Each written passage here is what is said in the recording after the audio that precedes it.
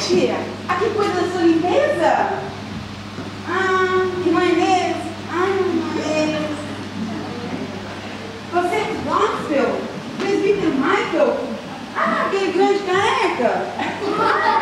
Ah, um pequeno de óculos? Ah, muito tempo que eu não vou na igreja.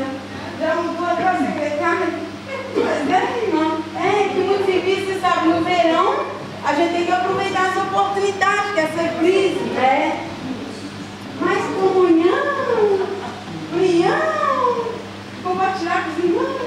Que tempo é esse ano, Inês? A vida tá dura. Sim, senhor, agora eu tô mesmo na porta de uma cliente. Tomei uma porta de uma cliente, eu vou ter que desligar, não vai dar pra mim não conserto hoje não. Mas fica pra próxima, eu apareço, pode deixar que eu apareço. Paciência, esse pessoal pensa que a gente não tem nada pra fazer, não.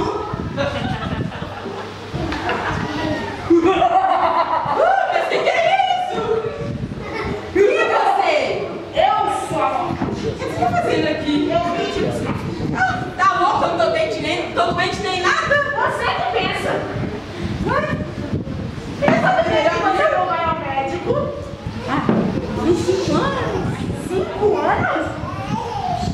Como eu sou uma morte moderna, de acordo com o meu tablet, consta que você está gorda que nem uma porca, trabalhando em excesso, continua fingindo para os irmãos, moral da história, come muita fritura, está com colesterol alto, aveia entupida e vai dar um infarto. Mas eu vou morrer? Agora. Olha, tem alguma coisa errada? Eu nem sei se eu vou pro céu ou nada. Ai, meu Deus, agora que é? Agora que você pensa em ir pro céu, eu vim te buscar, aqui, ó. Sabe o que acontece? Quando eu chego, faço assim, ó. E aí eu levo tudo. Não, que você é?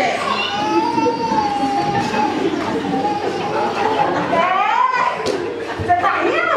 Não, tá rindo não. Vai chorar, Eu tô chorando. Esse negócio tá muito mal contado. Como é que seu nome é?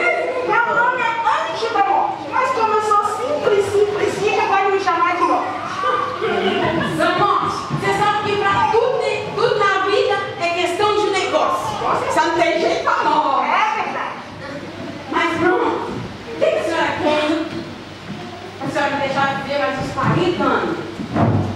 É dinheiro? Fala. Eu pago agora no cheque, faço cheque à vista. Ah, isso é coisa do passado, né?